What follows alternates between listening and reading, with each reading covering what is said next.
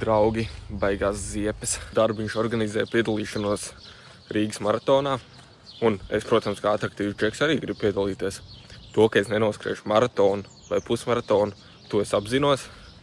Bet tad sākās dilēmas starp 10 un 6 kilometriem.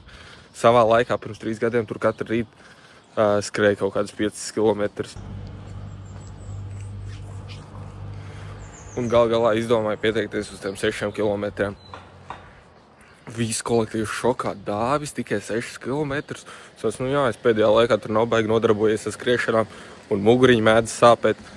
Aizvakar izgāju testu skrējienā un es domāju, ja es 4 kilometrus varētu noskriet kaut kur, tad izvilkšu arī tajā dienā 6 kilometrus.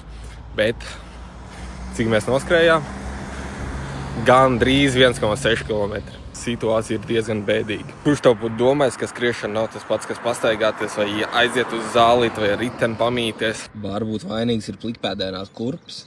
Nav tā amortizācija un viss ir slikti, tāpēc jāpērk jauns kurps, lai noskriet 6 kilometrus. Nezinu. Bet tas skriešanas datums pēc 2 nedēļām. Es viņu pabeigšu. Es nezinu, vai es rāpos vai es staigās, bet es viņu pabeigšu. Tiekās.